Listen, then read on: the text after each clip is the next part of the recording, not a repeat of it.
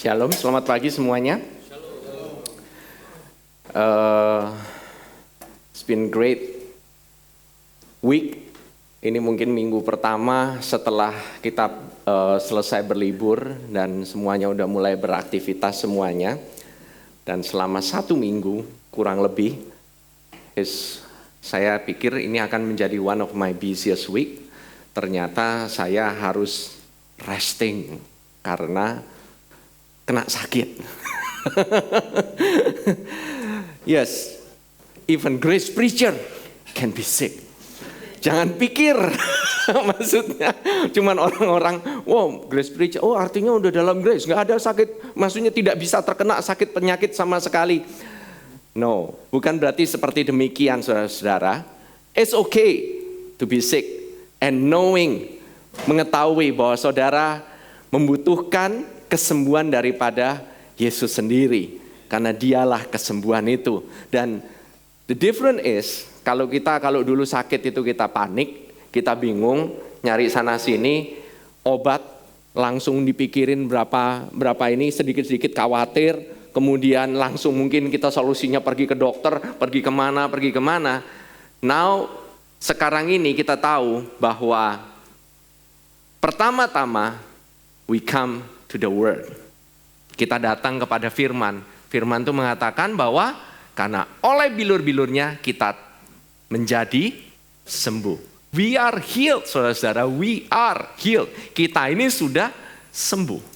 Jangan saudara-saudara berpikir bahwa wah kalau gitu kalau kita sudah sembuh, kenapa masih ada gejala-gejala di ini? Itu namanya gejala, saudara-saudara. Kalau gejala itu is a lying symptoms, itu adalah sesuatu yang sifatnya temporer, bukan permanen. Amin.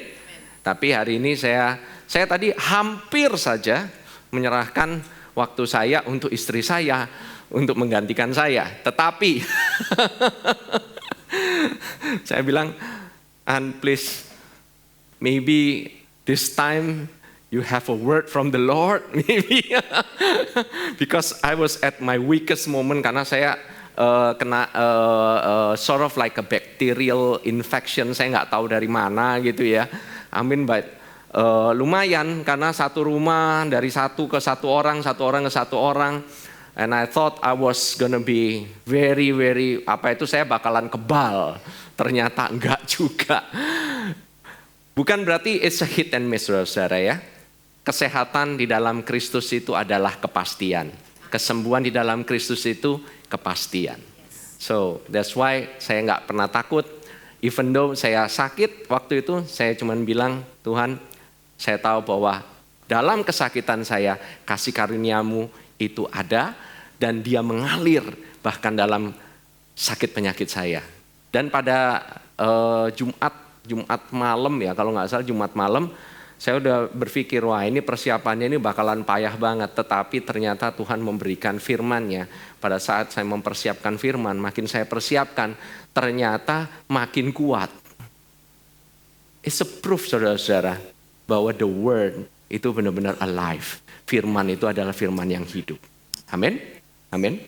So, mari kita langsung menyelam ke dalam firman Tuhan. Kita akan lanjutkan dari 2 minggu yang lalu. Dibilang saya ini juga merangkum ya kurang lebih dari apa yang Cilita minggu lalu juga sempat khotbahkan mengenai the new covenant and the old covenant, mengenai perjanjian yang lama, perjanjian yang baru, bagaimana Allah bukannya dia meniadakan tapi dia memenuhi. Yes, dia memenuhi ketuntutan dari hukum, tuntutan daripada perjanjian lama sudah dipenuhi di dalam Kristus Yesus. Hukum Taurat bukannya ditiadakan ya, tetapi dipenuhi di dalam Kristus Yesus. Amin. Karena dalam Kristus Yesus itu segala kepenuhan ilahi itu ada. Kenapa dia bisa memenuhi segala hukum, segala perintah dan hukum Taurat itu? Titik komanya, because karena dia menciptakan, saudara. Dia lebih tahu titik komanya dibanding orang yang membacanya. Dia tahu dari yang tersurat maupun yang tersirat di dalamnya. Standar daripada hukum Taurat itu lebih tinggi dari yang saudara kira. Saya melihat hukum itu bukan berarti saya itu karena grace preacher, karena saya pengkhotbah kasih karunia, saya meniadakan hukum. Justru karena saya menjunjung hukum itu demikian tingginya, I'm for the law. Saya ini sangat mendukung hukum untuk tujuan daripada hukum itu sendiri, yaitu membuat orang come to an end. Membuat seseorang itu nyampe pada akhirnya karena dia tidak sanggup melakukan hukum itu, sehingga dia jatuh ke tangan kasih karunia. Justru saya itu bukannya istilahnya kalau boleh dibilang, wah ini pastor nggak pernah ngomongin mengenai hukum Taurat, berarti pastor ini nggak percaya akan hukum. No. Karena saya juga kebetulan ada yang bertanya dan saya ingin menjawab beberapa pertanyaan itu. Karena saya tahu pada saat saya membicarakan mengenai hukum Taurat ini, dan suddenly, mendadak, itu mulai timbul pertanyaan dan ada sesuatu yang seolah-olah ingin menghalangi pemberitaan yang saya ingin beritakan ini. Karena apa? Hal ini mengungkapkan, menyingkapkan, saudara. Pelayanan kita di sini adalah mengingatkan dan menyingkapkan. Mengingatkan tentang siapa dirimu di dalam Kristus, siapa Kristus di dalam dirimu, dan menyingkapkan. Selain mengingatkan, menyingkapkan juga Kristus di dalam firman. Tidak lagi kita memakai selubung. Tidak lagi kita memakai yang namanya topeng. There is no more mask. Harusnya di-unmask. Karena apa? Kehidupan kekristenan itu harusnya bukanlah kehidupan yang ditutupi dengan topeng agamawi. Bukan ditutupi dengan topeng agamawi, topeng kegiatan, topeng pelayanan. Itu menyebabkan saudara akan menjadi burnout. Menyebabkan saudara menjadi jenuh, menjadi capek. Karena saudara sesuatu yang ditutupin, harus ditutupin lagi dengan tutup yang lain, yang lebih tebal lagi. Kalau enggak, nanti kalau kebuka akan ketahuan semuanya. Reaksinya adalah seperti Adam nanti. Berusaha menutupi dengan salad.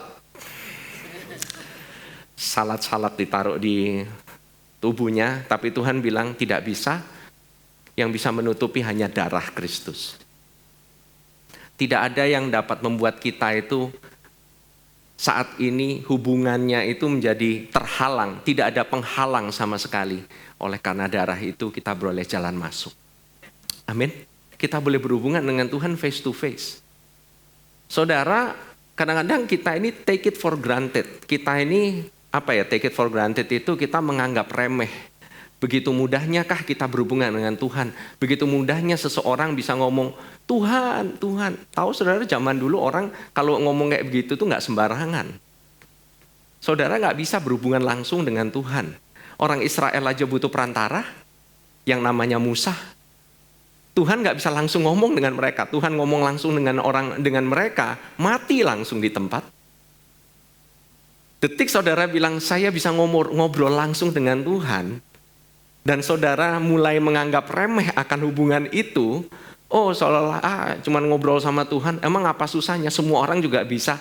You don't know what it takes.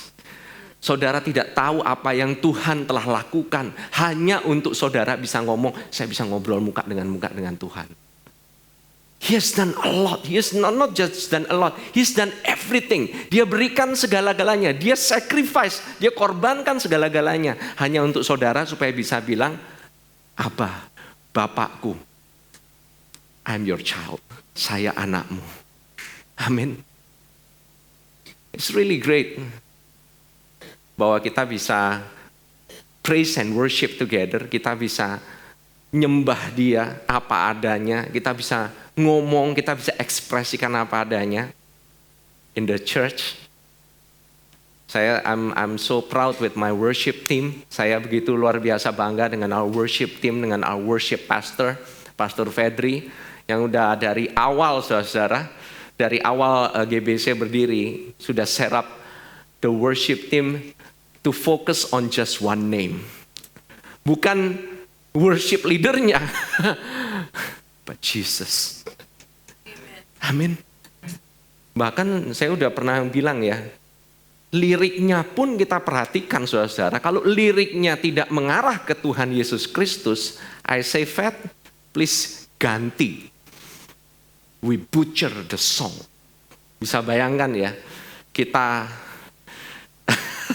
istilah dia, kalau Injil itu harus benar-benar murni, tidak diperkosa. Katanya begitu. Kesannya Injil, what is Injil yang diperkosa itu? Injil yang di unwrapped gospel. Unwrapped, can you imagine? Itu berarti dikacau balauin. This is even, ini liriknya kita kacau balauin hanya untuk nyampe pesannya. Itu terjadi skandal gara-gara unwrapped gospel itu. You know, it's truly a big scandal. Karena Allah kita membuat skandal yang sangat besar di surga. Saudara-saudara, it's a scandalous banget. Bagaimana seseorang yang tidak layak, we are never, kita ini gak pernah layak, bisa dilayakkan di hadapannya karena Yesus. Seseorang yang memang gak pantas. Kalau saudara bilang saudara pantas, saudara bilang gak fair. You wanna be fair? Truly fair? Just you say, Lord, I want a fairness. Saya udah pelayanan, saya udah berapa tahun ikut Tuhan. I suppose saya harusnya deserve better dong ini. I deserve better treatment than this. You don't know where you've been. Amin. Agak ngelatur dikit nih saudara-saudara. Kita kembali kepada firman Tuhan. Jadi pelayanan perjanjian lama itu mengacu kepada hukum Taurat. Pelayanan perjanjian yang baru itu pelayanan yang memimpin kepada roh. Pelayanan yang lama, pelayanan yang memimpin kepada kematian. Oke? Tapi ada satu pertanyaan, mengapa? Ini pertanyaannya, mengapa hukum harus diberikan kalau begitu? Kalau dia memimpin kepada kematian. Why? Nah, ini pertanyaan yang baik sekali. By the way, ini pertanyaan dari seorang jemaat yang hadir mendengarkan. Saudara, it's good to us. Saudara harus menanyakan. Jangan sampai saudara datang pergi ke ibadah, pastornya ngomong apa, saudara terima bulet-bulet, hook, line, and sinker, and the boat, and the fisherman, saudara telan semuanya. Tahu hook, line, sinker? Jadi namanya umpan itu ada kail, ada pemberatnya, ada umpannya, ada pancingnya, semua ditelan bulet-bulet sampai yang mancing juga sama kapalnya saudara telan semua. Artinya kita makan semuanya itu tanpa difilter sama sekali. Kita nggak pernah bawa otak kita. This is a carb-free day, not a brain-free day. Oke? Ini bukannya carb-free day, oke. Brain-free day, no, not okay. Bawa otakmu ke gereja. Oke? Kalau seorang preacher tidak membicarakan Yesus di dalam gereja, then what is that? They have to bring Jesus Christ in the church. The church is to talk about Jesus and nothing else. Amin. Nah, saudara, hukum pertama kali diberikan, hukum terutama 10 perintah Allah. Itu hukum yang paling kita tahu, yang paling prominent. Saudara tahu bahwa hukum Taurat itu bukan terdiri dari 10 perintah Allah aja. Oke? Tapi ada sekitar 613-an hukum yang lain. Saudara kalau ingin tahu, saudara bisa cek di internet. Saya nggak usah jelasin, saudara cek sendiri aja. Nah, kalau saudara bisa lakukan 10 ini aja udah jago. Apalagi melakukan yang 613. Oke? If you can imagine, belum ditambahin hukum adatnya, belum ditambahin hukum upacaranya. There's a lot of law. Dan saudara pikir you can master the law. Even Paulus pun berpikir dia bisa menguasai hukum itu. Ya tapi berusaha berusaha yang terbaik lah ya. Masa orang segitu banyaknya nggak berusaha yang terbaik. Now you can see why the purpose, why argumen seperti ini nih salah. Oke? Pertama, hukum itu diberikan, hukum pertama kali ya, hukum 10 perintah itu diberikan yaitu 50 hari setelah hari orang Israel itu keluar dari tanah Mesir. It's not exactly the Passover, tapi the second day of the Passover. Kurang lebih tanggal 15. Oke? Itu bulan yang pertama. Oke? Bulan Nisan. Nah, saudara-saudara, itu dianggap itu bulan yang pertama. Karena orang Israel menganggap bahwa itu adalah hari awalnya orang Israel. Oke? Dan kurang lebih 50 hari, itu setelah bangsa Israel keluar dari Mesir, mereka itu tiba di yang namanya Gunung Sinai. Di Gunung Sinai, saudara-saudara tahu itu turunnya perintah Allah, 10 perintah Allah, oke? Yang dinamakan Shavuot, atau turunnya hukum. Kalau kita mengenal, 50 hari setelah Paskah adalah hari Pentakosta. Saudara nanti akan melihat paralelnya itu dari mana. Saudara tahu kan, Pentakosta itu, Pentateuch itu, Penta itu artinya 5. Oke? Jadi Pentakosta itu bukannya dikira-kira, enggak. Itu memang terjadinya kurang lebih itu 50 hari. Oke? Nah, pada saat mereka keluar dari Mesir, saudara pernah dengar mereka itu punya hukum enggak? Dan dari mana mereka bisa mengerti mengenai hukum? Mereka nggak tahu hukumnya Tuhan itu dari mana. Nggak ada hukum caranya mempersembahkan korban, nggak ada. Jadi mereka itu hidup berdasarkan apa?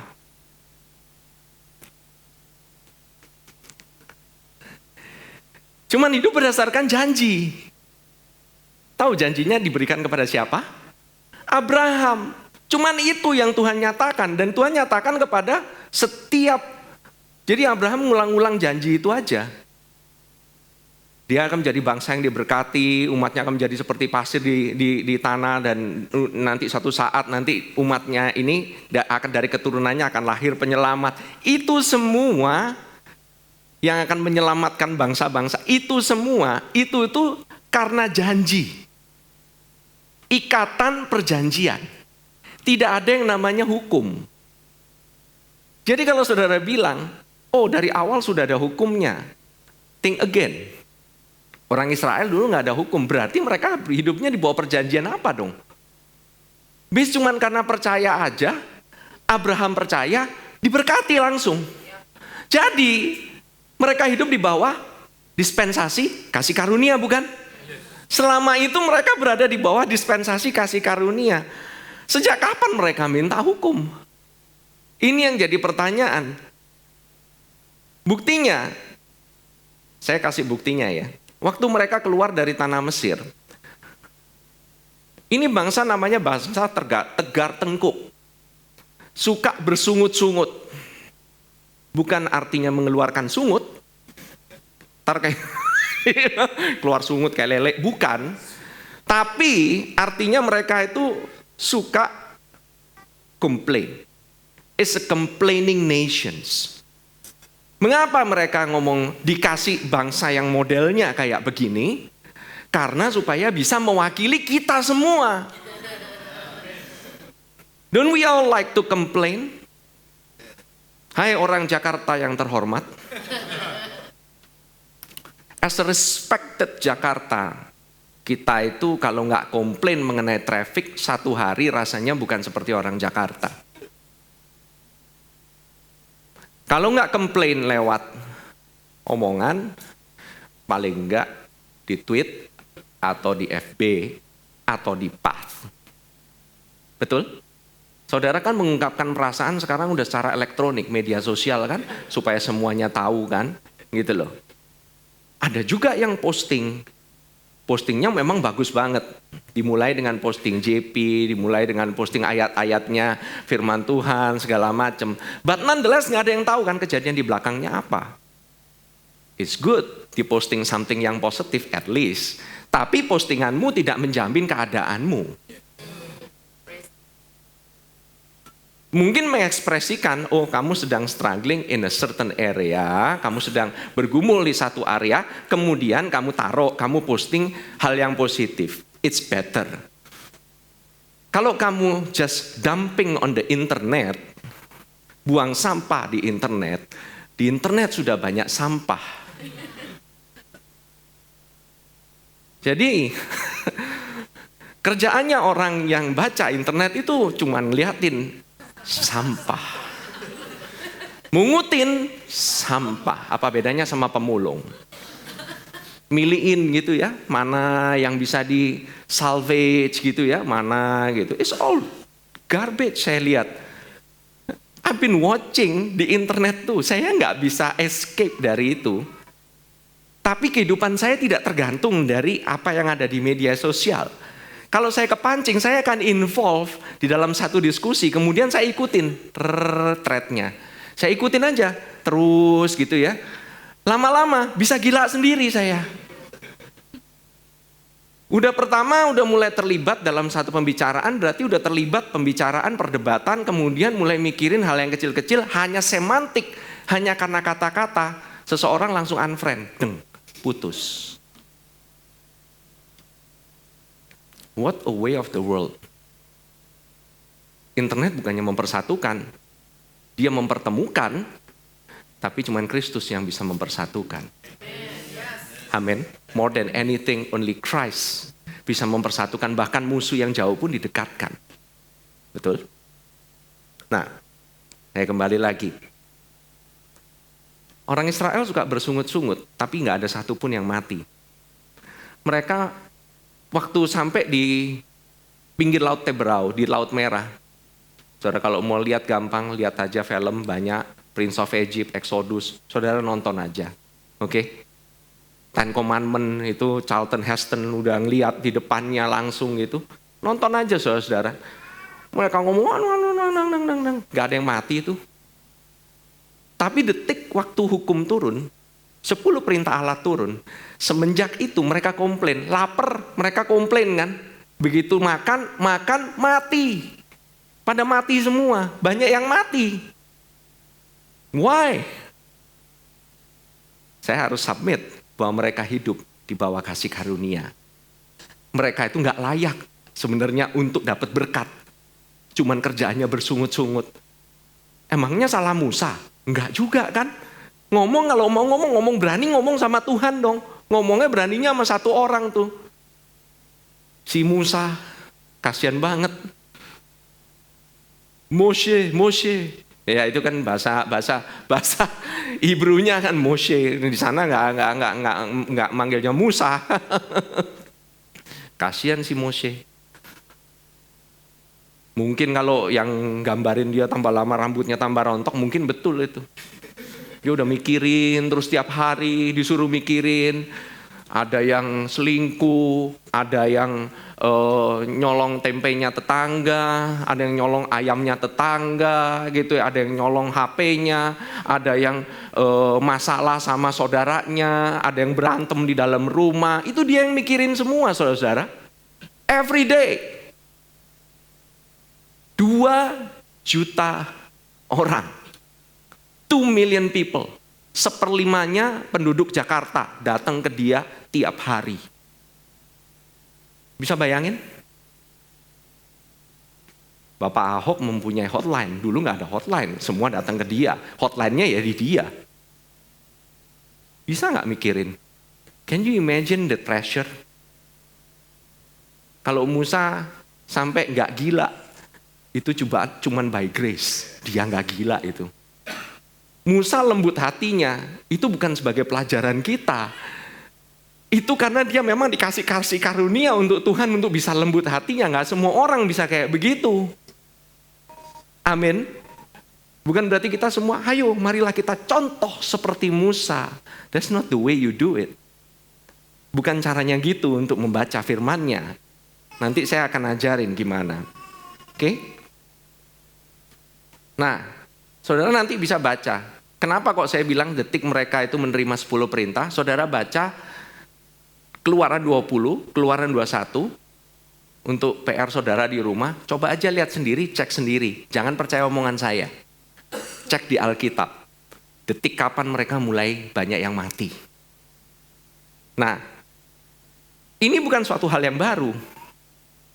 Karena ini mulainya udah skandal ini, atau affair ini dimulai dari Taman Eden. Dimulai dari Adam dan Hawa. Semenjak dibilang jangan, kemudian ada pohon pengetahuan baik dan jahat. Semenjak saat itu, sudah terjadi kematian. Under the law, manusia itu harus mati. Karena hukum sifatnya menghukum. Namanya juga hukum. Amin. Nah, di dalam kenapa kok manusia itu bisa kepingin banget gitu loh. Begitu disuruh jangan, malah kepingin. Disuruh do it. Wah, kayaknya malah menyala-nyala itu daging itu. Wah, pingin dilakukan. Karena apa? Di dalam daging manusia yang penuh dosa itu ada rangsangan. Rangsangan untuk melakukan untuk diri sendiri. Suatu pembuktian. Suatu pembuktian bahwa perbuatan, kemampuan untuk melakukan diri sendiri, untuk mencari jalan keluar, itu sangat dibutuhkan. Detik dia merasa bahwa dia itu bisa melakukan, detik itu dia merasa, inilah aku, inilah jati diriku. This is me, this is myself. Inilah aku, akulah yang melakukan, akulah penyelamat diriku. Karena itu reaksinya Adam berusaha menyelamatkan dirinya sendiri. Dia berusaha memakai yang namanya daun ara. Yang lalu saya udah jelaskan, daun ara itu lebar-lebar kayak dibikin baju, begitu ya, untuk nutupin dirinya. Itu adalah cara dia untuk mencari jalan keluar. Manusia mencoba cari jalan keluar dari sesuatu yang tidak ada jalan keluarnya yang manusia yang bisa lakukan. Amin. Sangat work oriented. Ya kan? Contoh, saat Tuhan berkata, dengan berpeluh engkau akan mencari makananmu. Manusia justru dengan berpeluh dia seneng. Dia bilang gua kerja. Kalau gua nggak sweating, kalau saya nggak kerja keras, saya nggak berasa kayak kerja. Kalau saya nggak keluarin dari saya punya effort sendiri, saya nggak merasa saya ini benar-benar seorang manusia.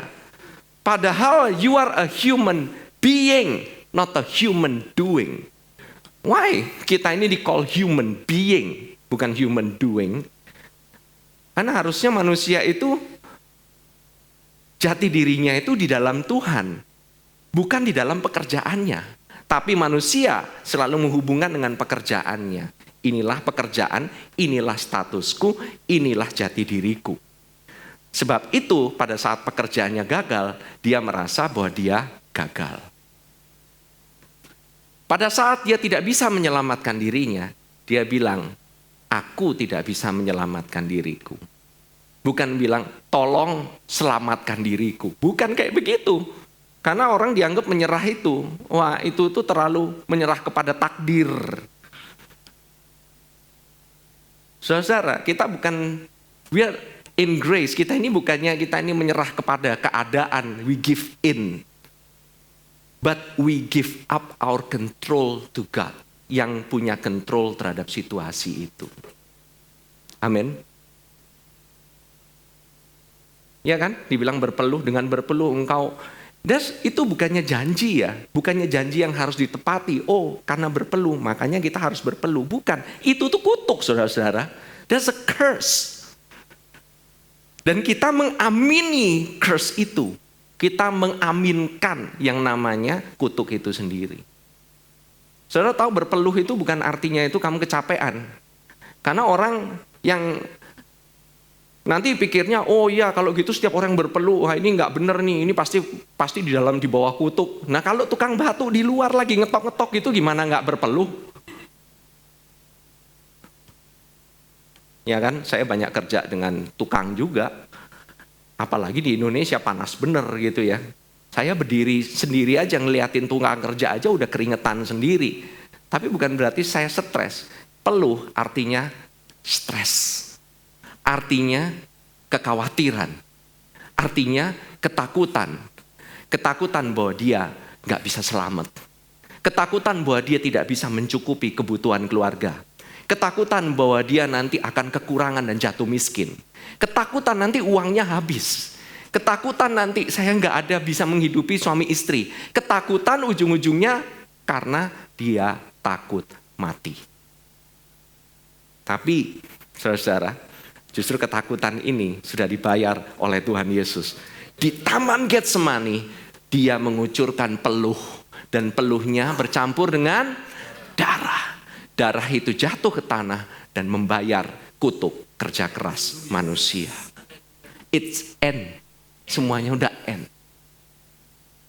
Kalau engkau masih berpeluh, dalam tanda kutip masih stres, berarti engkau gak melihat bahwa Tuhan Yesus telah menyelesaikan pekerjaanmu di atas kayu salib. Menyelesaikan stresmu di atas kayu salib. Bahkan di Taman Getsemani. Sebelum dia naik ke kayu salib loh. Itu dia sudah meneteskan. Amin. Nah, demikian juga di atas Gunung Sinai. Allah itu sebenarnya menawarkan hidup di bawah dispensasi kasih karunia.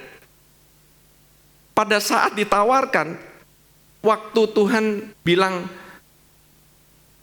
dia mau memberkati pada saat, ini saya cuma bacakan saja ya, nanti saudara bisa baca sendiri di rumah. Keluaran 19 ayat 1 sampai ke 9, saya bacakan aja. Lalu naiklah Musa, yang ketiga, lalu naiklah Musa menghadap Allah dan Tuhan berseru dari gunung itu kepadanya, beginilah kau katakan kepada keturunan Yakub dan kau beritakan kepada orang Israel, kamu sendiri telah melihat apa yang kulakukan kepada orang Mesir dan bagaimana aku telah mendukung kamu di atas sayap Raja Wali dan membawa kamu kepadaku. Jadi sekarang jika kamu sungguh-sungguh mendengarkan firmanku dan berpegang pada perjanjianku, bukan perintah loh, berpegang pada perjanjian. Nah sekarang kalau ditanya perjanjian yang mana? The only perjanjian, covenant, cuman perjanjiannya Abraham. Artinya, if you only trust me and my word, and trust my covenant, dengan Abraham yaitu perjanjian by faith, artinya kamu cuman cukup percaya, maka kamu akan menjadi harta kesayanganku sendiri dari antara segala bangsa, sebab akulah yang empunya seluruh bumi. Ini janjinya kepada Abraham. Ini bukannya perintah. Allah tidak pernah over perintah. Karena Allah menghendaki hubungan, bukannya orang yang disuruh-suruh. Kalau Allah nggak mau hubungan, dia cuma mau orang yang nurut aja. Dia perlunya bukan seseorang mempelai. Dia bukannya punya seorang anak. Dia bukannya punya seorang ahli waris. Dia butuhnya namanya jongos. Kacung, mbak, pembantu, hamba, budak. Untuk apa? Disuruh-suruh. Kamu lakukan ini ya, kamu lakukan. Kamu lakukan itu ya, itu. Kamu lakukan itu ya, itu. Perlu ada hubungan antara si tuan sama majikan sama orang bawahannya. Perlu hubungan dekat, intim gitu. Nggak perlu. Berdasarkan apa? Kontrak dan perintah. Cukup. Tapi Tuhan gak mau itu. Dia mau hubungan, saudara-saudara. Dia mau berhubungan dengan kamu. Dia gak mau berhubungan dengan melalui perintah. Dia gak mau merintah kamu kayak robot. Amin. Kamu akan menjadi bagiku kerajaan imam dan bangsa yang kudus. Inilah semua firman yang harus kau katakan kepada orang Israel. Waktu disampaikan sama orang Israel, ya kan? Ayat ke-8. Seluruh bangsa itu menjawab bersama-sama.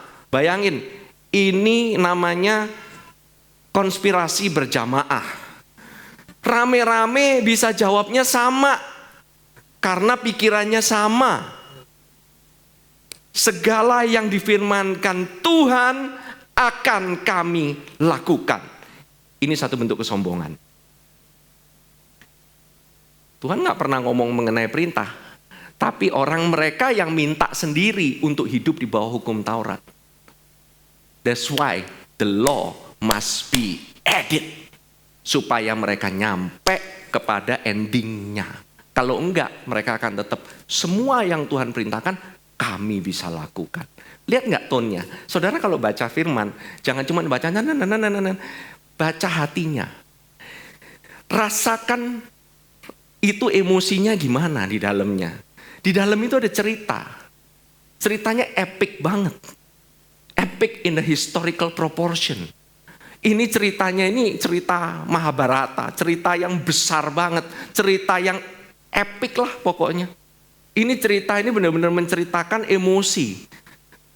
Kalau saudara ngelihat cuman firman Tuhan dibaca cuman sekedar, oh ini saya perlu lakukan nggak ya? Tato boleh nggak ya? Anting boleh nggak ya? Ini boleh nggak ya? No boleh nggak ya? Capek deh. Cukup kasih perintah 1, 2, 3, 4, 5, tempel di samping, kamu lakukan aja. Kayak makan obat. 3 kali sehari sesudah makan. Lakukan. Oh, Tuhan nggak pingin laundry list kayak begitu. Tuhan nggak pingin to-do list kayak begitu. That's why waktu gereja dibangun berdasarkan to-do list, dan saat itulah kematian mulai menyusup ke dalam gereja. Organisasi itu is good. Tetapi gereja adalah organisme, bukan sekedar organisasi. Tuhan berikan organisasi supaya semuanya bisa terkoordinasi dengan baik. Bukan berarti gereja tidak ada sistem organisasi. Jangan salah, GBC punya struktur. GBC punya organisasi. Kalau enggak, hari ini kita bisa ya, kita ibadah nggak usah pakai ini, nggak usah pakai waktu, nggak usah pakai ini, satu keyboard aja atau satu orang yang nyanyi akapela cukup, nggak usah pakai mic, ngapain semua orang juga denger gitu ya. Nggak usah ada latihan, semuanya asal masuk. Nggak bisa saudara-saudara. Dan itu menjadi disorganize. Allah kita memberikan wisdom supaya kita organize, supaya kita bisa mendengarkan, kita bisa menikmati hubungan itu dengan baik, dengan proper. Amin. Saudara, lihat apa kira-kira reaksi dari Tuhan. Begitu dia bilang, orang Israel bilang, segala bisa kami lakukan. Berfirmanlah Tuhan kepada Musa. Langsung loh. Oke, karena Musa langsung nyampaikan jawaban bangsa itu kepada Tuhan. Begitu nyampe jawabannya, sesungguhnya aku akan datang kepadamu dalam awan yang tebal. Maksudnya apa tuh? Awan tebal itu, awan mendung. Kalau saudara ngelihat, tahu-tahu gitu ya, ada awan mendung di dekat saudara gitu ya. Atau daerah rumah saudara, awan mendung, ada geluduknya, kemudian kilat menyambar-nyambar. Saudara kira-kira gimana? Saudara keluar, hey gitu, this is me. Nggak bakal, saudara langsung ngumpet ke dalam rumah. Bener nggak? Berasanya ada yang marah. Asosiasinya kan? Kalau langit cerah artinya God is happy. Awan tebal, hujan, thunder, lightning, artinya apa? Allah sedang murka. Allah itu marah. Saudara boleh cek di semua culture, boleh cek di semua budaya. Nggak ada yang orang suka gitu ya. Awan tebal, awan ini malah yes. Enggak, semua ngumpet di dalam rumah ketakutan. Ini tone-nya Allah. Allah langsung berubah. Jangan kamu mendekat lagi sama saya. Saya jaga jarak sama kamu karena kamu cuma maunya berdasarkan perintah. Saya mau berdasarkan pengantara karena kamu yang minta hanya berdasarkan pengantara atau mediator. Kamu gak minta berhubungan langsung sama saya. Saya kepingin hubungan langsung dengan kamu. Tapi supaya kamu ngerti artinya hubungan itu enak langsung, nih tak kasih coba pengantara aja. Bisa gak kira-kira? Capek gak?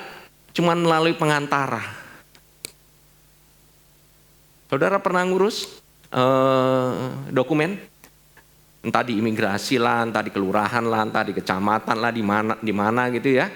Saudara sering pakai calo? Dalam ngaku aja lah. Kita di Indonesia banyak dulu. Sekarang sudah lebih bersih. Amin. Tuhan berikan pemimpin yang bersih. Tuhan berikan pemimpin yang gak korup.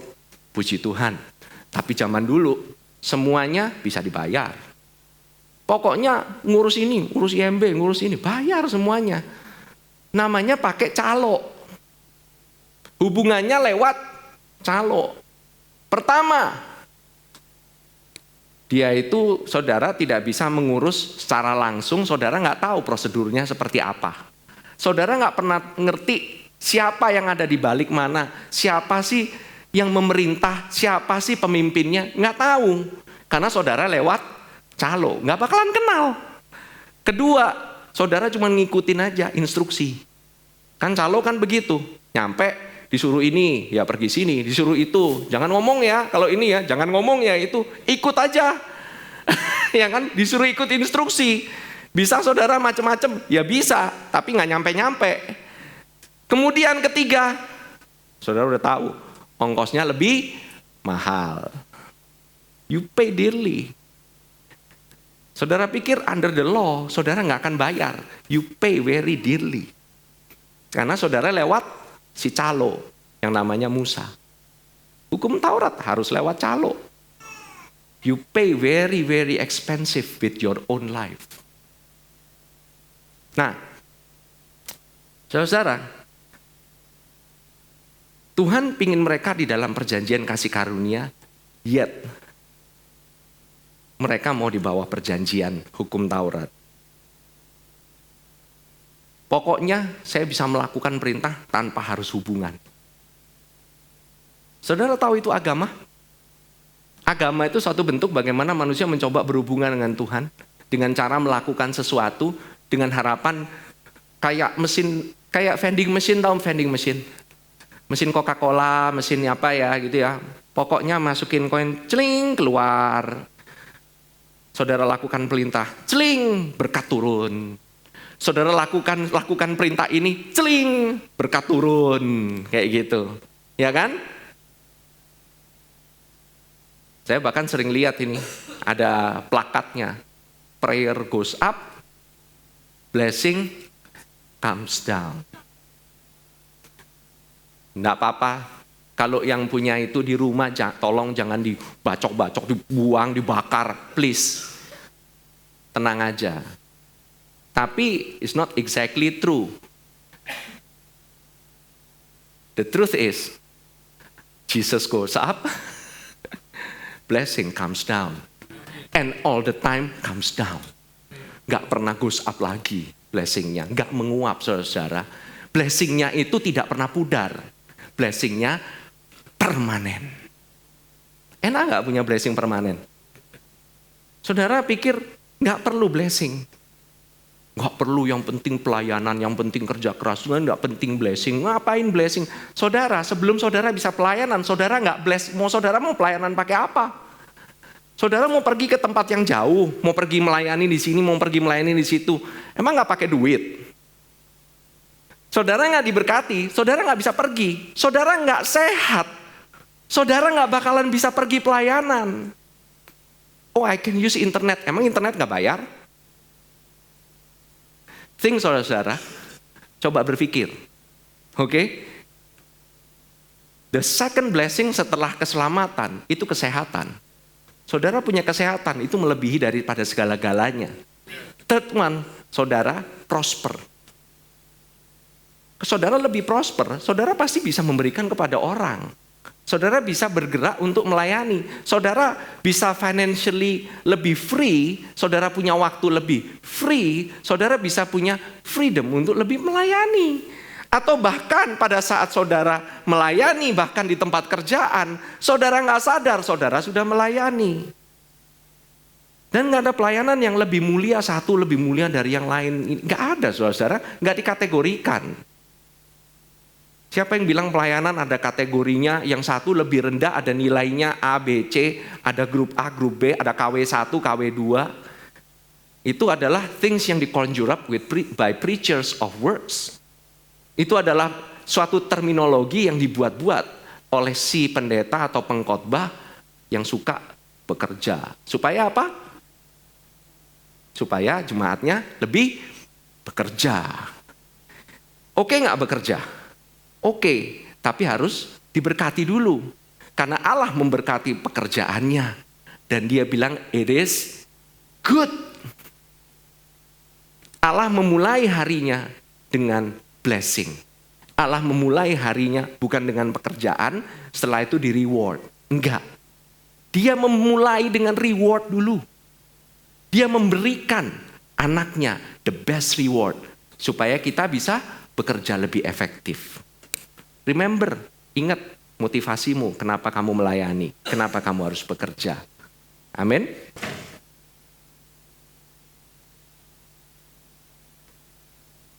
Saudara, kalau agama memulai dengan hubungan kita kepada Tuhan, agama. Tapi Tuhan memulai dengan Dia membuka hubungan dulu kepada kita. Amin. Dia membuka hubungannya. Hubungan dulu itu keterputus karena dosa. Amin. Dan yang dapat memulihkan, apa yang bisa memulihkan hubunganmu?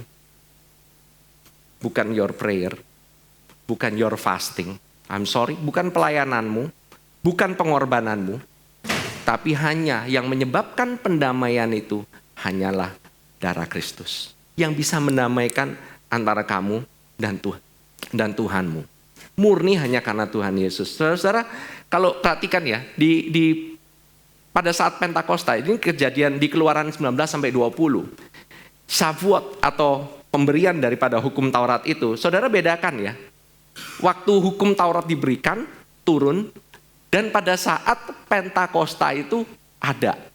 Hukum Taurat itu diberikan lewat Musa, bukan? Pertama diberikan lewat perantara, nggak langsung. Setelah dia turun dari Gunung Sinai, yang dibawa apa? Hanya kematian. Buktinya, detik mereka mengatakan mereka sanggup, Allah mengubah tone, langsung yang namanya manusia nggak boleh jamah. Yang namanya hewan nggak boleh jamah gunung, mendekat pun nggak boleh. Yang mendekat langsung ditombak mati. I'm sorry ya, standar kekudusannya Tuhan beda sama standar kekudusanmu dan saya. Manusia begitu menganggap dosa itu begitu mudahnya ya untuk dilakukan. Untuk tidak dilakukan. Begitu menganggap, saya bisa menang kok. Melawan dosa. Mari kita lawan segala dosa. No, saudara-saudara.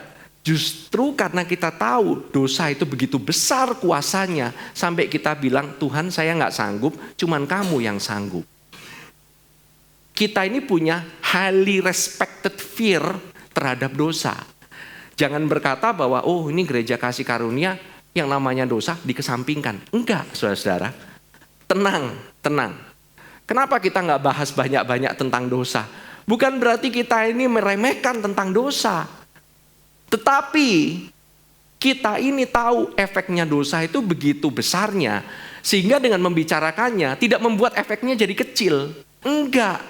Supaya mencegah orang. Kita pikir orang perlu dicegah. Orang gak usah diapa-apain, dia udah jatuh sendirian bergelimpangan ke dalam dosa. Saudara gak usah suruh. Dia akan terangsang sendiri untuk berbuat itu. Namanya juga dagingnya di dalam dosa. Saudara gak usah khotbahin. Kalau khotbahin terus, saudara akan melihat efeknya justru makin banyak dosa yang terjadi. Jangan berzina, jangan selingkuh. Kebanyakan kalau dibicarakan kayak begitu, justru kebanyakan zina dan selingkuh. What happened? That's the effect of the law.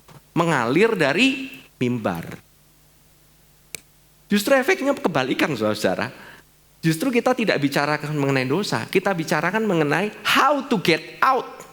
Bagaimana sih caranya keluar sih? No other way. Only by the Savior. Harus ada penyelamat dong. Kalau nggak ada yang menyelamatkan bagaimana? Kita justru nggak bisa, saudara. Amin. Dosa itu kayak lumpur hisap, tahu? Sinking sand. Saudara pernah tahu lumpur hisap? Lumpur hisap itu saudara diem, tenggelam kan? Saudara makin struggle, makin cepat tenggelam.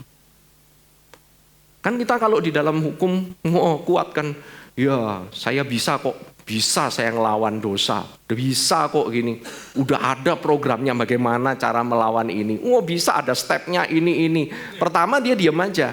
Begitu dikasih step, makin aktif kan, makin tenggelam. Makin tenggelam di dalam dosa. Gak bisa saudara-saudara. Dikasih program, dikasih step, dikasih aktivitas, dikasih caranya, makin struggling, makin tenggelam. Justru problemnya ya di strugglingnya itu. Jadi cara kita mau ngelawan itu emang bukan mestinya untuk dilawan. Amin. Tapi manusia perlu seorang penolong yang bisa mengangkat dia dari lumpur hisap yang namanya dosa itu. 10 hukum turun, 3.000 orang meninggal. Ditandai dengan kilat, sangkakala, ada bunyi sangkakala loh. Guru itu menandakan murka daripada Tuhan sendiri. Kenapa mesti ada sangkakala? Kenapa mesti ada bunyi shofar? Karena bunyi shofar kalau nggak ditandain, itu berarti tidak ada. Itu tanda shofar itu artinya bukan tanda, oh ini hidup. Enggak. Tandanya shofar itu artinya tanda kematian. Kematian karena apa? Shofar itu dari tanduk domba. Tanduk domba itu harus mati. Benar? Siapa yang melanggar langsung terbakar. Terbakar oleh api murka Allah. Roh Kudus turun saat Pentakosta, 3.000 orang bertobat dan mengalami kehidupan. Ditandain dengan apa? Angin keras. Seperti yang dibilang seperti Nikodemus. Nikodemus Tuhan Yesus bilang seperti angin, dia nggak tahu dari mana datangnya, nggak tahu kemana perginya. Tuhan Yesus sudah bilang seperti tiupan angin keras. Kenapa dia begitu cepat seperti angin? Kalau dulu Roh Kudus itu istilahnya itu untuk berada di dalam orang percaya, nggak mungkin bisa. Karena orang percaya itu waktu dulu itu bahkan meskipun percaya, Yesus belum mati, rohnya nggak bisa bersih. Namanya Roh Kudus. Dia maunya diam di dalam roh yang kudus. Tempat baitnya mesti kudus. Itu nggak dimiliki oleh Adam, nggak dimiliki oleh siapapun. Tetapi begitu Yesus udah mati dan bangkit, waktu itu Roh Kudusnya turun. Dan Tuhan berkata, ini tempat bait. Baitnya daripada rohku. Aku merasa nyaman. Bahkan aku gak sabar kepingin masuk. Makanya seperti tiupan angin. Begitu gak sabarnya dia. Begitu dia ngebetnya dalam tanda kutip. So eager untuk bisa masuk. Untuk bisa melihat bagaimana Yesus bisa berkarya lewat orang percaya. Begitu gak sabarnya. Tapi saudara, ini saya melihat ya, seolah-olah kalau dibilang seperti angin keras, ini seperti Yesus sendiri waktu menghembusi murid-muridnya sebelum dia naik ke atas surga. Benar kan? Cuman ini Bapak sendiri yang menghembuskan napasnya. Langsung masuk. Can you imagine? Saudara bisa bayangkan waktu menghembuskan ini, yang namakan nafas ini, pertama kali dihembuskannya kapan? Bapa mulai menciptakan kehidupan Allah kita ke dalam kehidupan Adam itu dengan menghembuskan nafas. Dihembuskan namanya nafas kehidupan. Dan nafas kehidupan itu adalah rohnya sendiri loh. Dan diberikan nafasnya. Dan saya percaya bahwa nafas ini adalah Yesus punya roh sendiri. It's Jesus himself. Nafas itu sendiri adalah Yesus sendiri. Kalau Yesus dia sudah diberikan kehidupan. Saudara tahu bahwa Yesus itu adalah kasih karunia. Kasih karunia itu abjadnya itu kan kalau di Yunani itu abjad kelima ya. Dan saudara tahu kan semua di sini. Saya percaya kalau yang udah di GBC udah ngerti. Kalau bahasa Ibraninya grace itu apa? Hey. Saudara gak bakalan bisa ngomong hey tanpa mengeluarkan nafas. Coba saudara mingkem mulutnya, saudara ngomong hey. Nah udah ada yang nyoba kan? Gak bisa. Gak bisa. Hey. Hey. Disebutkan. Percaya apa enggak? Saya percaya waktu Tuhan mengembuskan nafas ke dalam si Adam, dia itu ngomong abjad kelima.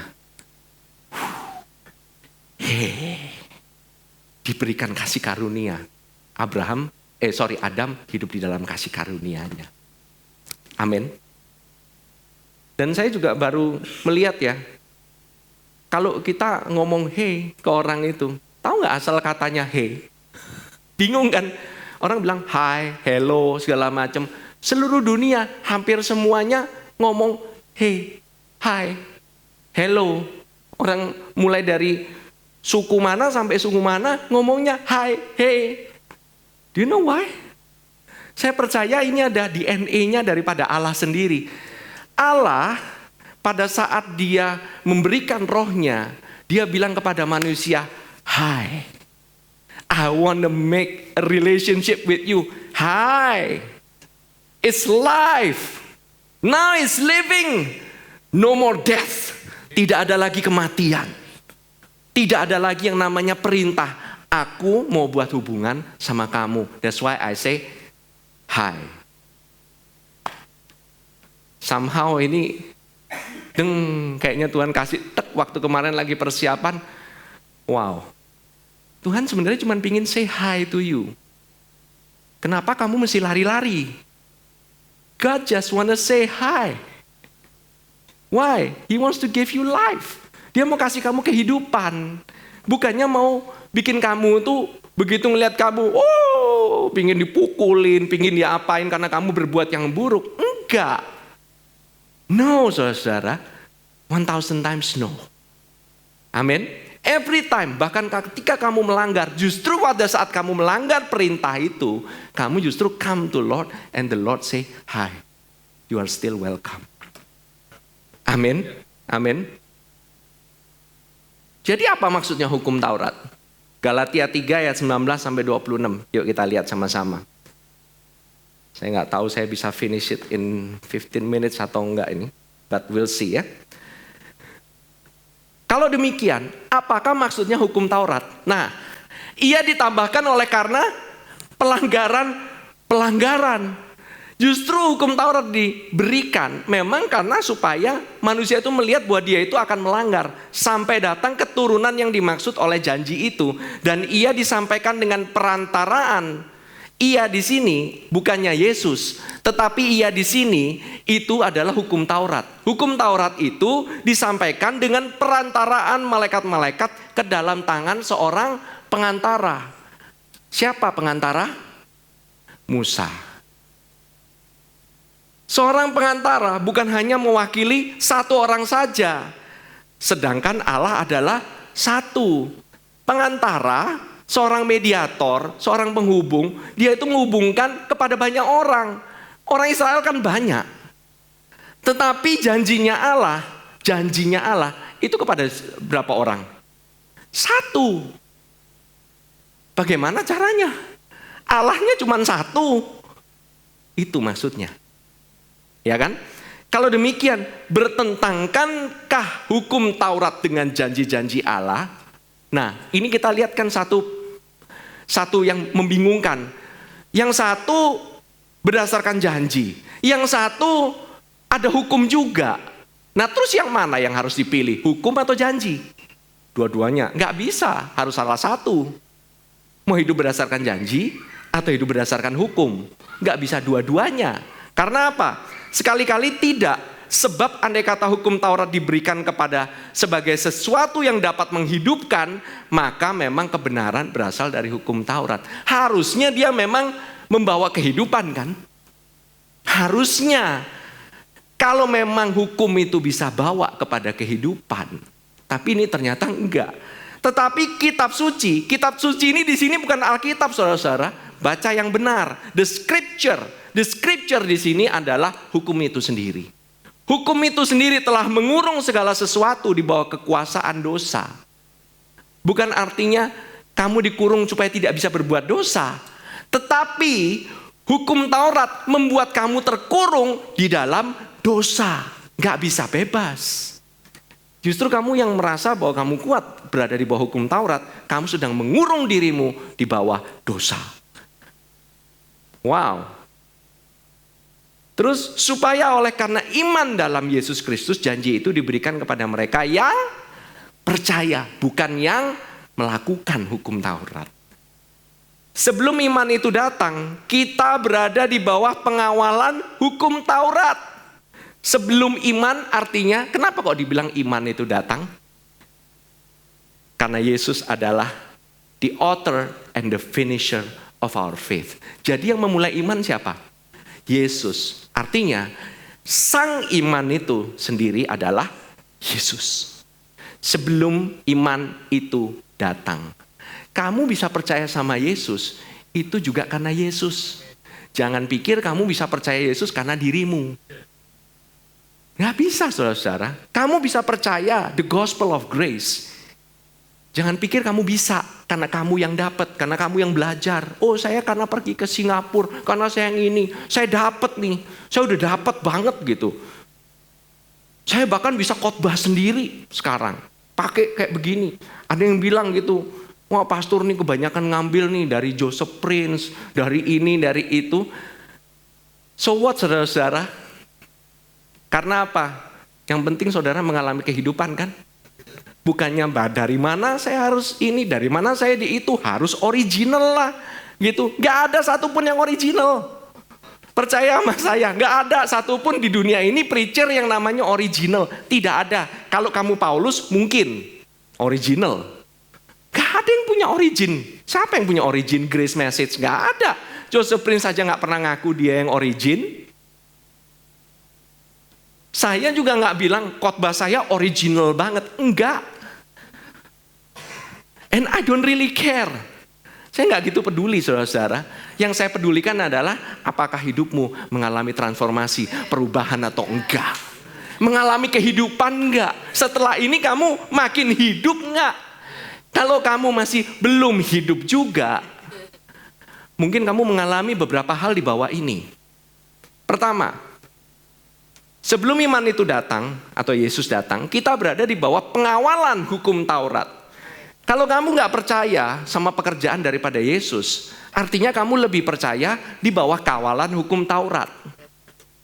Dan dikurung sampai iman itu telah datang. Nah, kamu dikurung sampai Yesus datang. Jadi hukum Taurat adalah penuntun. Fungsinya adalah penuntun, bukan penyelamat. Hukum Taurat tidak bisa menyelamatkanmu. Hukum Taurat cuma menuntunmu bagi kita sampai Kristus datang supaya kita dibenarkan karena iman. Sekarang iman itu telah datang. Terbukti bukan? Iman Yesus Kristus telah datang. Karena itu kita tidak, garis bawah ya, tidak berada lagi di bawah pengawasan penuntun. Guardian, tutor. Ada yang punya bimbingan belajar di sini? Atau belajar tutorial? Saudara tahu tutorial atau perwalian atau pengawas? Kalau saya ngomongnya gampang, neni atau mbak. Saudara kalau sampai umurnya udah sampai 30, 40, 50 tahun masih pakai mbak atau suster, kira-kira gimana kehidupan saudara? Makan masih belum bisa, sendoknya sama garpunya masih ketuker, masih dilanggar, mandi masih gak bersih-bersih. Berarti perlu mbak atau perlu suster. Saudara, saya tapi pastor, saya kalau di bawah kasih karunia, nah terus hukumnya mana? Itu pertanyaan itu menandakan bahwa saudara masih diperlu mbak. Saudara belum dewasa. Kalau orang yang dewasa bisa mandi sendiri? Tahu mana garpu di sebelah mana, sendok sebelah mana? Tahu cara makan? Tahu cara pergi ke sini, pergi ke situ? Saudara diberikan kebebasan. Karena apa? Saudara tidak di bawah pengawasan penuntun. Jadi kalau saudara bilang yang mempelajari hukum Taurat makin dewasa, enggak juga. Intinya kalau saudara makin mempelajari hukum Taurat dan saudara merasa makin dewasa, sementok-mentoknya artinya saudara masih di bawah pengawasan penuntun. I'm sorry, bukan saya yang ngomong, ini Alkitab. Amin. Karena itu kita tidak lagi berada di bawah pengawasan penuntun, sebab kamu semua adalah anak-anak Allah. We are the sons of God, anak Allah. Karena iman di dalam Yesus Kristus. Kalau kamu masih bukannya anak Allah, artinya kamu itu lebih muda daripada anak Allah. Kamu itu masih baby. Jadi kalau kamu belajar hukum Taurat dan kamu percaya akan hukum Taurat, I'm sorry, Christianity-mu masih baby. Bukan saya yang ngomong, Alkitab yang ngomong. Jangan salahkan saya. Amin. Saya go through 2 minggu yang lalu, kita ngomong mengenai pelayanan yang memimpin kepada kematian, betul?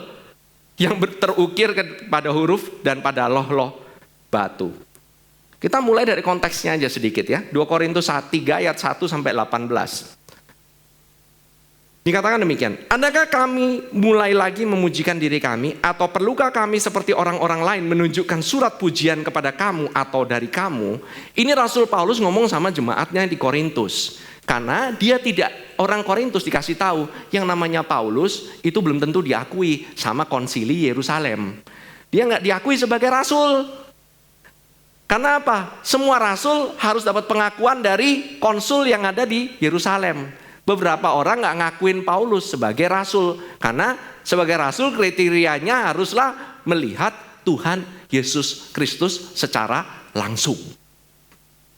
Jadi kalau ada yang ngaku-ngaku rasul di tempat ini atau di tempat lain, dan dia nggak melihat Tuhan Yesus Kristus secara langsung, I'm sorry, you are not the true apostle. Saya juga paling serem kalau dibilang, kamu rasul ya gitu. Pekerjaan kerasulan mungkin, tapi rasul serem. Not that easy, you know. Ya, tapi orang yang mau pakai title rasul, ya sudahlah. Nggak apa-apa lah, nggak usah terlalu dibahas ya. Gitu ya, jangan nanti tahu-tahu begitu ada orang, nama siapa? Oh saya rasulnya ini, terus kemudian langsung, tahu nggak kamu ya? Di Alkitab, enggak. Jangan kayak begitulah, jangan main cantik sedikit lah. Gitu loh istilahnya. Oke. Nah, dibilang kamu adalah surat pujian kami yang tertulis dalam hati kami dan yang dikenal dan yang dapat dibaca oleh semua orang. Ayat yang ketiga, karena telah ternyata bahwa kamu adalah surat Kristus. Pertama surat pujian. Kedua adalah surat Kristus sendiri. Artinya apa? Surat Kristus yang namanya surat tujuannya untuk dibaca diri sendiri apa dibaca orang lain? Kalau surat ditujukan ke somebody, artinya orang itu yang membacakan, bukan diri sendiri dong. Biarlah orang lain yang membacakan. Nah, saudara-saudara, saya harus katakan kepada saudara-saudara semua, kita semua ini, kamu semua ini adalah surat pujian daripada gereja dan suratnya Kristus. Can you imagine kamu itu suratnya Kristus? Ditulis oleh pelayanan kami, ditulis bukan dengan tinta, tetapi dengan roh dari Allah yang hidup, bukan pada loh batu, melainkan pada loh-loh daging, yaitu di dalam hati manusia. Artinya kehidupanmu sendiri itu membawa kehidupan bagi orang yang membacamu. Kamu itu suratnya Kristus. Kamu cuman pergi kemana-mana, kamu senyum sama orang, itu udah suratnya Kristus. Sama seperti Kristus sedang tersenyum kepada orang itu. Dan membawa kehidupan loh saudara. You never know. Wherever you go, remember kamu itu suratnya Kristus. Pernah nggak kamu nggak menjadi surat Kristus? Enggak, ini suatu pernyataan. Ini bukannya, oh ya kamu bisa enggak menjadi surat Kristus. Enggak, ini janjinya Tuhan. Kamu itu suratnya Kristus. Enggak bisa lagi. Kamu kalau berbuat salah ya gimana? Menandakan bahwa kamu itu memang lemah. Kalau kamu bisa berbuat yang luar biasa, itu bukan karena kamu. Karena surat kamu itu suratnya Kristus. Kristus yang nulis sendiri, bukan kamu yang nulis. Amin. Demikianlah besarnya keyakinan kami kepada Allah oleh Kristus. Dibilang ayat yang kelima, dengan diri kami sendiri, kami tidak sanggup untuk memperhitungkan sesuatu seolah-olah pekerjaan kami sendiri. Tidak. Kesanggupan kami adalah pekerjaan Allah. Ini udah dinyatakan secara jelas. Our sufficiency is from God. Jadi stop.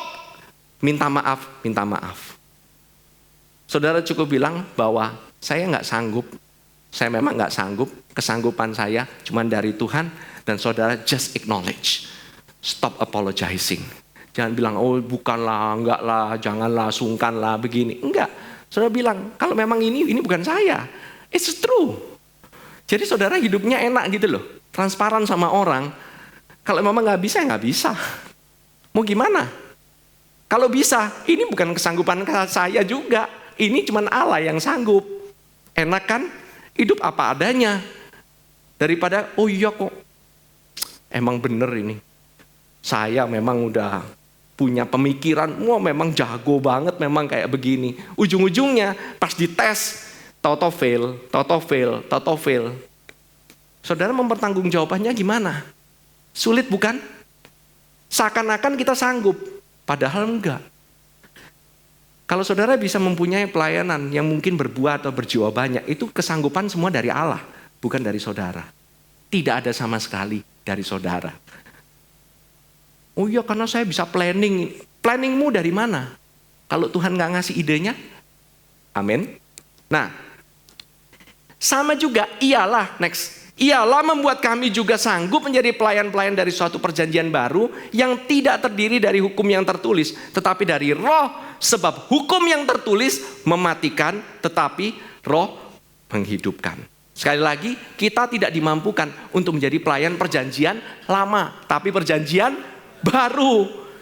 Perjanjian lama, hukum yang tertulis di atas batu, 10 perintah Allah. Nah, hukum itu menjadikan kita guilty dan membawa kutuk. Amin. Membawa kutuk dalam kehidupan kita bila kita tidak lakukan hukum itu. Sekarang saya mau tanya, saudara bisa lakukan semuanya? Kalau saudara nggak bisa lakukan, kenapa kok saudara nggak dapat kutuk? Karena sudah ada yang menjadi kutuk di atas kayu salib. Yesus Kristus. Dia telah menjadi kutuk. Galatia 3 ayat 13. Kristus telah menebus kita dari kutuk hukum Taurat dengan jalan menjadi kutuk itu sendiri karena kita. Sebab ada tertulis, terkutuklah orang yang tergantung pada kayu salib. Thank God kita nggak dapat kutuknya. Amin. Hukum is about right doing. Grace, right believing in what Christ has done for you. Jadi saudara, kalau saudara datang ke gereja, saudara bukan mengenai right doing, right bagaimana ke gereja bisa mempelajari cara untuk hidup sehat, pakai caranya dunia yang natural, cara diet bagaimana, nggak perlu dibahas di gereja, saudara-saudara. No need. Gereja itu cuma tempat belajar bagaimana saudara menjadi sehat pakai caranya Tuhan. Amin. Kalau pakai cara dunia bisa, kalau it works, kenapa dari dulu nggak ada perubahan? Kalau mau terjadi perubahan, udah dari dulu dong, banyak berubah dong. Gereja pasti udah sehat semua kalau memang benar pakai caranya dunia, oke. Benar nggak? Tapi sehatnya bukan cuman sehat biasa, tapi sehat dan sembuh secara ilahi. Dan kemakmurannya juga kemakmuran yang ilahi. Ada saudara makmur sih, kelihatannya makmur dari luar, tapi kerja keras terus, udah lembur, gak bisa rileks, pelayanan gak bisa, ketemu orang yang dikasih sekali-sekali, gak ada waktu untuk rekreasi. Is that the kind of prosperity yang saudara mau? No. Amin. Nah kalau gitu, apakah hukum gak perlu ditaati sama sekali? Sebaliknya, justru kita adalah orang-orang yang taat sama hukum, bukannya jadi liar. Tetapi kehidupan, kesehatan, kemakmuran itu tidak tergantung pada hukum itu. Amin. Amsal 4 ayat 20-22 katakan, hai anakku, perhatikanlah perkataanku, arahkanlah telingamu kepada ucapanku, janganlah semuanya itu menjauh dari matamu, simpanlah itu di lubuk hatimu. Perintah di sini itu adalah perkataan daripada Kristus sendiri. Perkataan Allah. Oke? Karena itulah yang menjadi apa? Kehidupan bagi mereka yang mendapatkannya dan kesembuhan bagi seluruh tubuh mereka. For their life to those who find them. Pertama, kalau saudara mau lihat dari pulpit, dari mimbar, apakah perkataan firman-Nya itu bawa kehidupan atau enggak? Atau malah bawa kematian? Lihat tanda-tanda bahwa firman-Nya itu memberikan kehidupan. Kedua, apakah kamu menemukan firman-Nya itu? Kalau kamu menemukan firman, dan kamu baru punya kesehatan di seluruh tubuhmu. Ingat ini ada urutannya. Pertama, for their life, hidup dulu. Who find them, yang menemukan, kemudian health to all their flesh. Jadi ada stepnya saudara-saudara, dalam arti kalau kita mau kasih step lah, lebih kan, kita kan paling suka pakai step lah gitu loh. First, sebagian besar, pertama cari kesembuhan dulu, baru belakangan cari firman kan.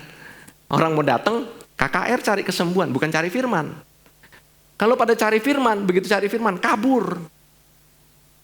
Begitu ada pengajaran, kabur biasanya. Tapi begitu ada kesembuhan, datang. Ada altar call, kesembuhan, berbondong-bondong. Yang ini mah jago nih, yang ini jago. Saudara tahu bahwa pertama, firman itu yang bawa kehidupan. Ibrani 4 ayat 12. Sebab firman Allah itu hidup. Pertama itu hidup. Pertama, bukan firman Allah itu bukan sekedar hidup. The word of God is life. Saudara mau dapat kehidupan? Saudara pingin dalam kehidupanmu itu, keuanganmu itu udah hidup. Saudara pingin kesehatanmu itu, tubuhmu itu hidup. Saudara pingin pelayananmu hidup. Temukan firman ini. Firman yang bawa kehidupan. Yaitu firman mengenai Kristus. Karena Kristus yang bawa kehidupan. Dan kuat dan lebih tajam dari pedang bermata dua manapun. Saya teruskan sedikit lagi ya. Saya minta para musician untuk bisa bantu saya. Yang pelayanan yang memimpin kepada kematian terukir dengan 2 huruf pada lolo batu. Demikian kemuliaan Allah menyertainya waktu ia diberikan. Sebab sekalipun pudar juga cahaya muka Musa begitu cemerlang, sehingga mata orang-orang Israel tidak tahan menatapnya. Jika pelayanan itu datang dengan kemuliaan yang demikian, betapa lebih besarnya lagi kemuliaan yang menyertai pelayanan roh. Saudara, somehow kalau dibilang pelayanan yang menuju pada kematian, pada awalnya itu dia nggak menuju kepada kematian, tahu nggak? Dia ini harusnya memimpin kepada kehidupan. Tetapi ada yang menyebabkan perintah itu jadi mati, menyebabkan kematian. Nih, kenapa kok saya bilang seperti demikian? Coba kita baca di Roma 7 ayat 10. Karena apa? Rasul Paulus sendiri pun bilang, dan perintah yang seharusnya membawa kepada hidup, ternyata bagiku justru membawa kepada kematian. Tahu nggak apa penyebabnya? Cluenya itu ada di Musa. Karena pelayanannya itu dicampur atau pencampuran atau mixture. Kalau memang benar ini berdasarkan hukum Taurat, harusnya pure hukum Taurat. Kalau kita melakukan harusnya hidup dong. Tapi nggak pernah kan, namanya orang hukum Taurat. Nggak ada 100% gereja atau pengajar manapun mengajarkan hukum Taurat plek murni, nggak ada. Gereja Satu Indonesia saudara bisa cari. Semuanya, kecuali saudara orang Yahudi ya, itu diajarkan semuanya sampai murni plek. Kebanyakan adalah hukum Taurat tapi dikasih bumbu sedikit, kasih karunia. Itu yang bikin mati. Why? Karena cluenya itu, saudara, Musa waktu turun dari gunung Sinai, yang pertama kali itu mukanya nggak bersinar. Yang kedua kali, kan setelah itu hukumnya dipecahkan kan, kemudian dia harus naik lagi. Karena dosa akan bangsa ini, aku harus menghadap lagi sama Tuhan. Dan Tuhan perhadapkan apa? Mukanya. Saudara tahu pada saat berhadapan muka dengan Tuhan, itu kalau Tuhan sampai ngasih, itu karena kasih karunia. Tetapi dia membuatkan loh batu yang baru. Artinya apa? Kasih karunia ditambah loh batu. Dua-duanya dicampur jadi satu. Waktu turun, bersinar nggak mukanya? Bersinar. Kalau saudara pikir dari sini kemudian saudara bilang, oh kalau gitu, karena makanya tuh mesti naik menghadap ke gunung Tuhan dan menerima perintah dari Tuhan, baru mukamu bisa bersinar-sinar seperti Musa.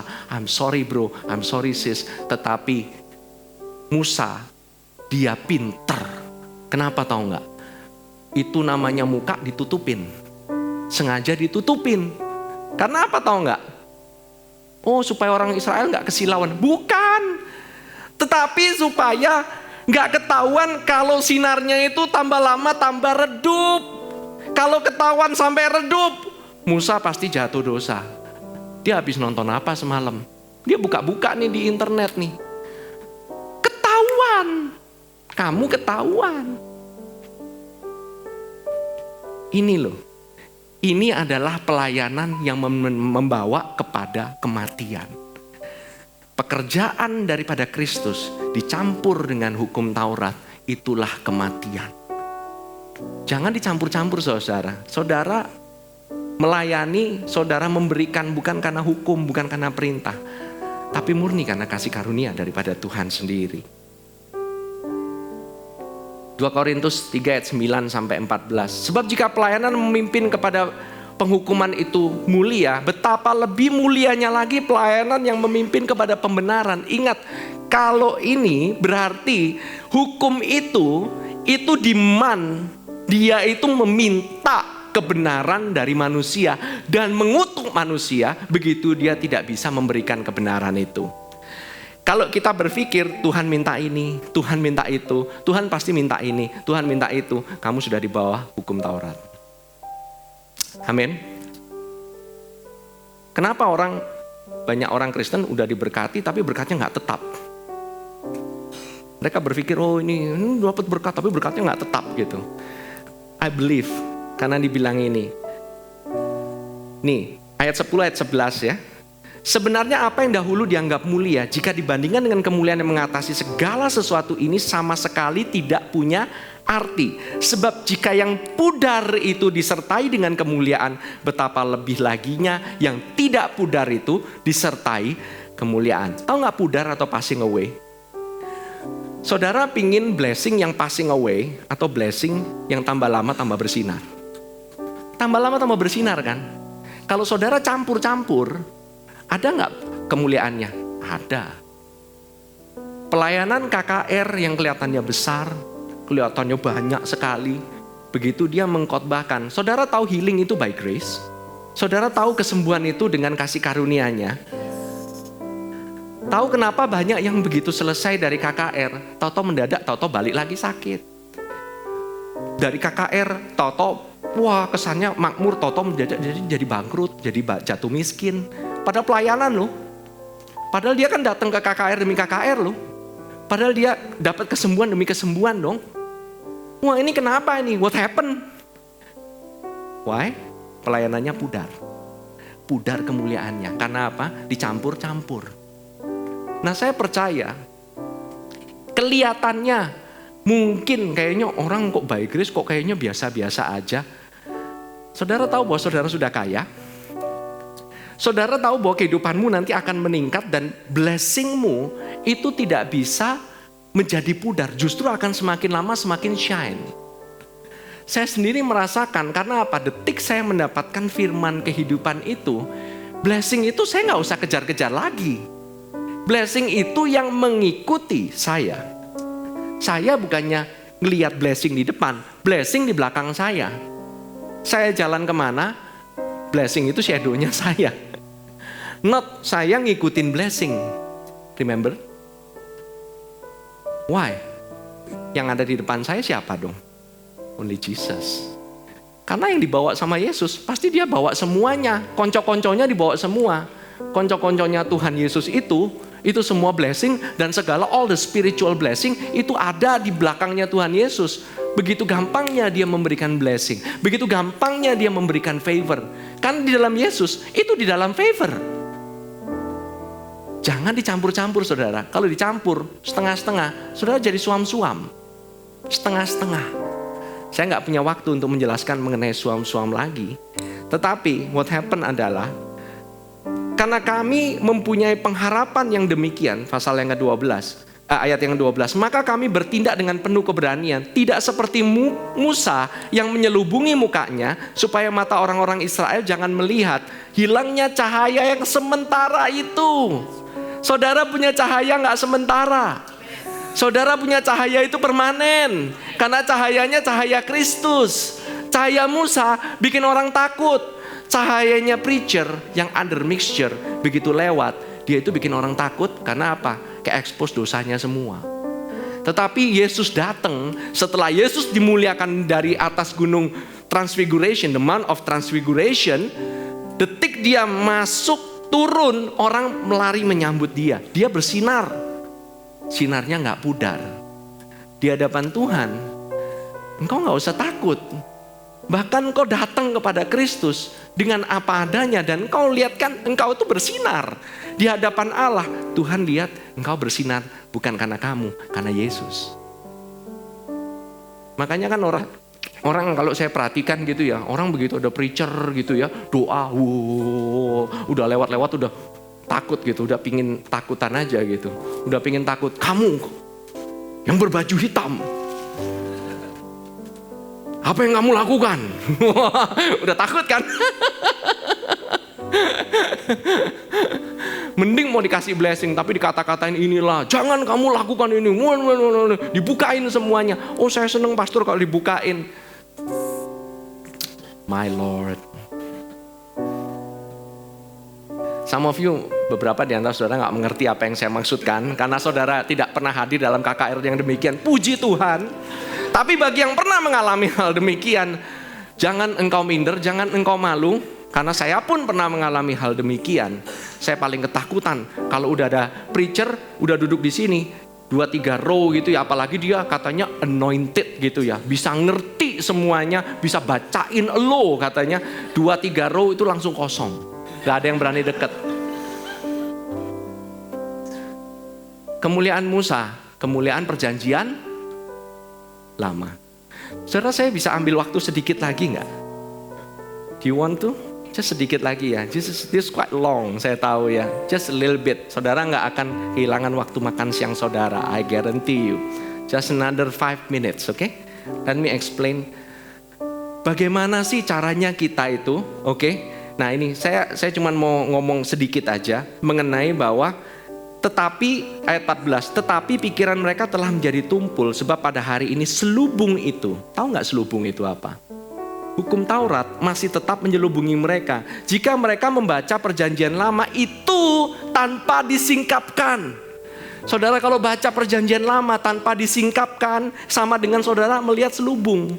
Karena hanya Kristus saja yang dapat menyingkapkan. Makanya bahwa khotbah harus difilter melalui perjanjian baru, melalui Kristus. Baca Alkitab juga sama, harus difilter melalui Kristus. Lihat Kristus di dalam perjanjian lama.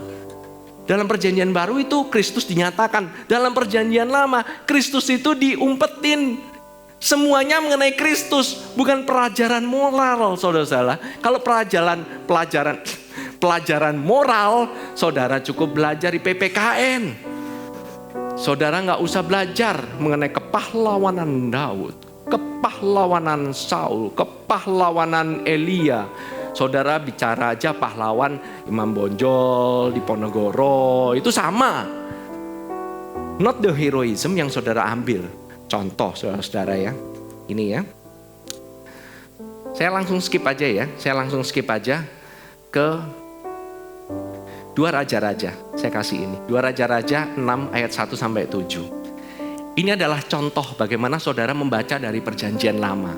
Saya akan kasih sedikit, nanti saudara bisa teruskan di rumah. So, waktu saudara membaca, ini saudara-saudara saya memberikan, hari ini memang banyak pengajaran. Tapi saudara-saudara nanti bisa membaca sendiri di rumah.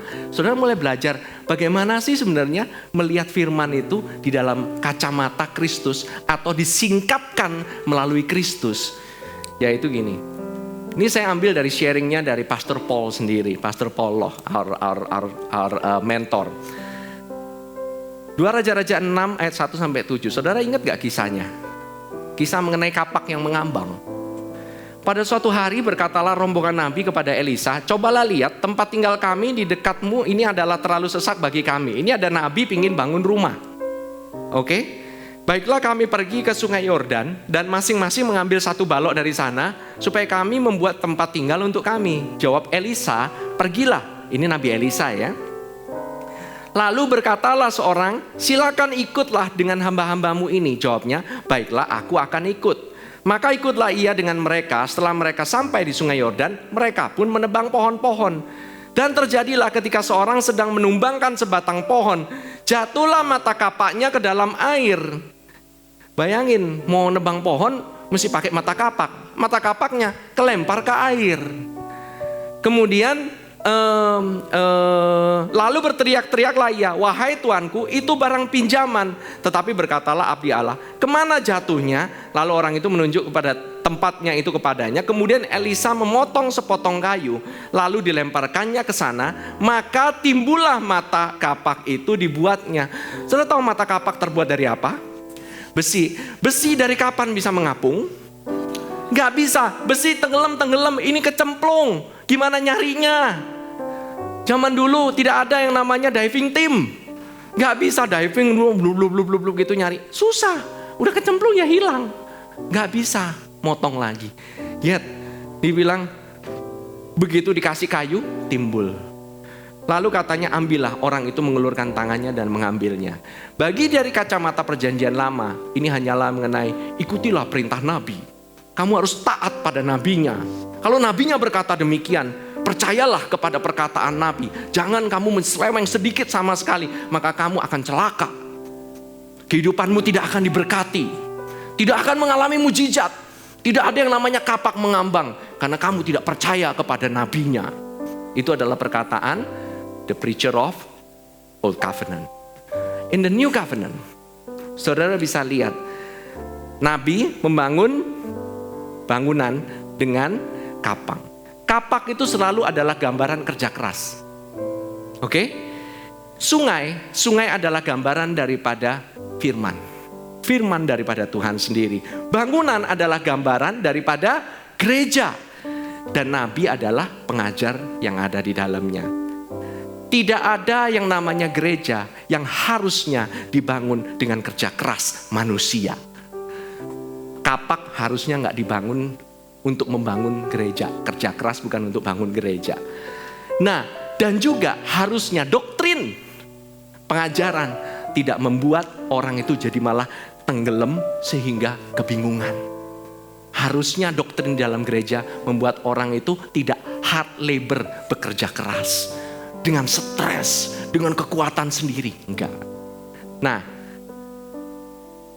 kayu berbicara mengenai Kristus, pengorbanan Kristus, pekerjaan Kristus yang sudah selesai di atas kayu salib. Waktu Yesus diaplikasikan ke dalam pembangunan gereja, maka pekerjaan yang berat, seberat kapak itu akan ringan dan muncul di atas permukaan. Saudara lihat bagaimana itu melihat dengan kacamata Old New Covenant, dengan kacamata perjanjian baru. Kristus selalu dibawa masuk, benar ya? Seberat kapak, pekerjaan seberat apapun, itu akan jadi ringan sekali. Saudara membangun gereja ini, saudara kalau bilang dengan kerja keras, ya saya bingung. Kita cuma dapat by favor, saudara. Saudara mau tanya, biayanya dari mana sebesar ini? I don't know. Saya cuma tahu bilang begini, Tuhan, kamu yang mau saya dan teman-teman mulai gereja ini. Kamu karena yang mau mulai, kamu yang bayarin. Selesai. Mau disuruh tulis buku? Ya gak sanggup lah, apa yang mau ditulis? Gak bisa saya menulis buku seperti ini. Ini apa adanya saya. Saya masih sibuk bekerja sebagai profesional. Yes. Saya dibayar? Enggak. Satu pun ada yang dibayar? Kagak. I want to even let you know, our full-time pastor tidak digaji sama sekali. Our full-time pastor, Pastor Ferdi, gak digaji sama sekali. I want to let you know. Oke? Hidupnya dari mana dong? Ini bagaimana? Tuhan yang ngurus. Kok begitu gampang ya pastor ya? Ya mau ngomong apa lagi? Siapa yang mau ngurus? Kalau bukan Tuhan yang ngurus. It shouldn't be built, church shouldn't be built on hard labor. Beloved, church is only about Jesus and the one and only Jesus. Amin. Bukan berapa banyak effort yang kita taruh di dalamnya. Berapa banyak sih, berapa tahun yang kita kerjakan untuk gereja. Jadi begitu detik dia kasih stick, itu langsung membuat Kristus itu diagungkan. Amin. Jadi sama seperti dibilang ambil kapak itu. Ambil hard labor itu keluar dari danau, be at rest. Amin. Undang Yesus ke dalam perahumu. Amin. Are you blessed? Yes. Mari kita berdoa. Tuhan, terima kasih Tuhan. Kami mengucap syukur ya Tuhan bahwa Engkau begitu memelihara kami Tuhan. Bukan karena hukum, bukan karena apa yang kami lakukan, bukan karena apa yang kami lakukan dengan benar atau tidak benar Tuhan. Benar-benar karena Engkau sendiri yang memelihara kami, karena Engkau melihat Yesus. Bukan engkau tidak melihat kami, Engkau melihat Yesus dan pekerjaan-Mu yang telah selesai di atas kayu salib. Pada saat Engkau membuat perjanjian, Engkau membuat perjanjian dengan anak-Mu sendiri, dengan satu orang. Karena janji itu datang kepada satu orang, yaitu Kristus. Dan Kristuslah yang menjadi penyelamat kami semua. Kristuslah pengantara kami semua. Kristuslah yang menjadi jati diri kami semua. Kami ada di dalam-Mu dan Engkau ada di dalamku. Terima kasih karena Engkau yang membuat segala pekerjaan yang berat, hard labor kami, tidak menjadi hard lagi, tetapi menjadi ringan, mengapung. Bahkan doktrin-doktrin, pengajaran-pengajaran membuat kami mendapatkan kehidupan. Bukan lagi kematian, tetapi kehidupan. Dan aku berkatakan, kehidupan ke dalam finansialmu, kehidupan ke dalam tubuhmu, kehidupan ke dalam hubunganmu, kehidupan ke dalam setiap area dalam kehidupanmu, life be. Hidup karena Engkau adalah anaknya. Engkau adalah anaknya. Terima kasih Tuhan. Terima kasih Tuhan. Terima kasih Tuhan. Haleluya. Thank you Lord Jesus. Thank you Lord Jesus. Thank you Lord Jesus. Kami mengucap syukur ya Tuhan. Thank you Lord Jesus.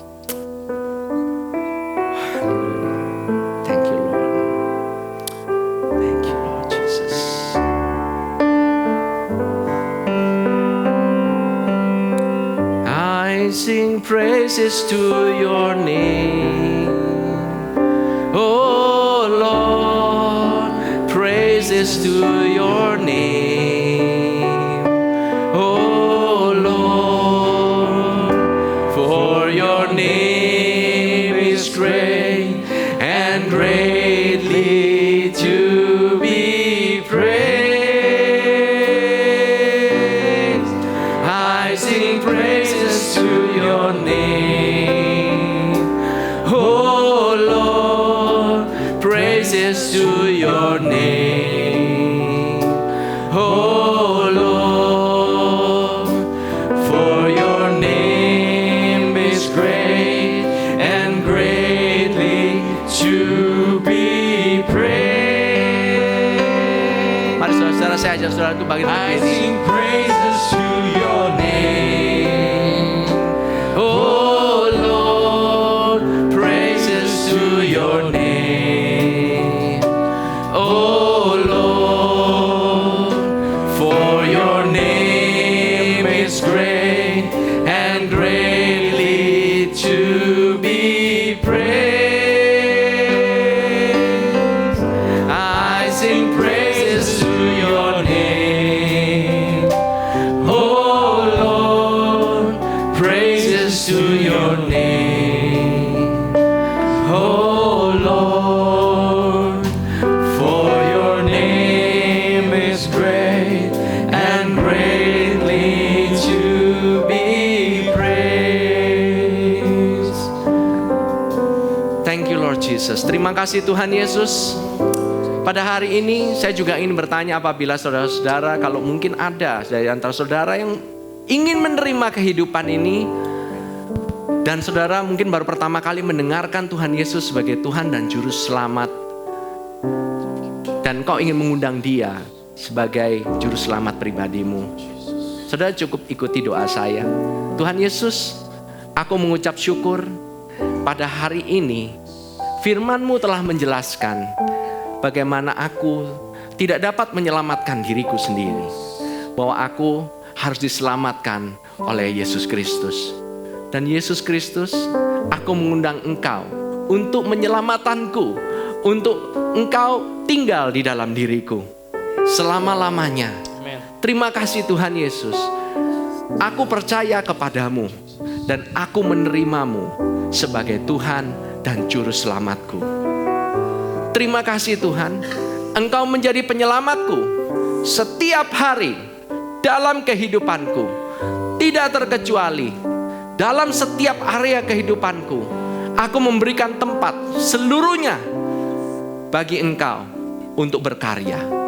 Terima kasih Tuhan Yesus untuk kehidupan yang Engkau berikan.